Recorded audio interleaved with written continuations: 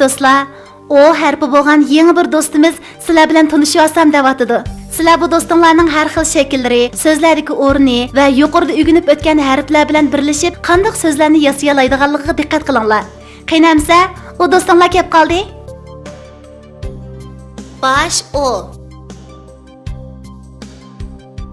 Yalg'iz o. Oyoq o. Ulanma o.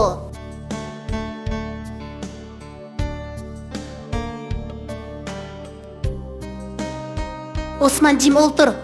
O'qil solaman. Onta o'qilma, Yahya qo'rqaman. Dada doppa tik, men doppa satay. Men radio ba, sendichu. Men de uningdanmi yo'g'an radio ba. Ishki radio naqshi etdi, ishki bola quloq etdi.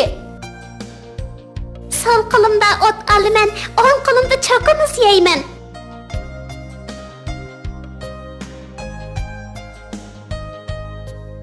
O ne on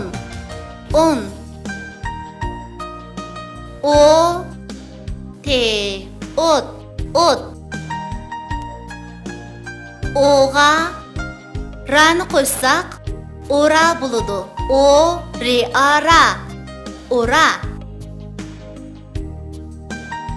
Oga tani qo'ysak ota bo'ladi. O teata ota. A teata ata. O te ot o teata ota. Ata ot ota.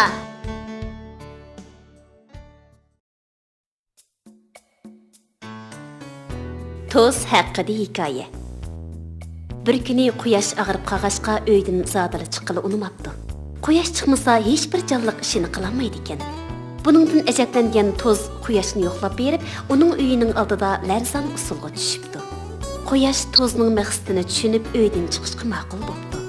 Yangi bir kun, yangi bir hayotlik boshlanibdi. Toz quyoshni osmonga chiqarib atgandan keyin orom elib o'tirgan bir jup ota bolani ko'ribdi.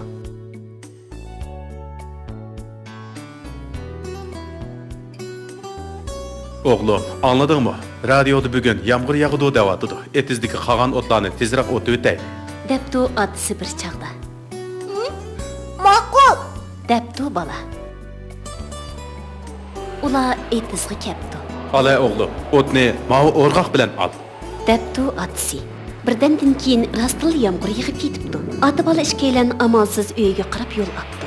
Yağmur bag'ansira qattiq yig'ib ketibdi. Quyosh uydan chiqqaniga pushaymon qilib yig'lab ketibdi. Biroq har qancha qilsa-mu, bulutlar orasidan qaytib tushamabdi. Ota bola qizg'in paranglashib ketibsa, ularga heliqi Toz uchrab qopdi. Toz ularga atdiganda quyoshni qanday qilib osmonga ib chiqqanligini so'zlab beribdi ekan, ular Tozga rahmat aytibdi va uni uyiga mehmon bo'lishga taklif qilibdi. Toz borolmaydiganligini aytib, ular bilan xo'shishibdi. Ota bola ikkisi uyiga qaytishibdi. Tozmu quyoshning yanım qattiq og'rib qolishidan ansirab, uni qaytirib akagili minibdi. Shunday qilib Toz quyoshning insonlarning yaqin do'sti bo'lib qopdi.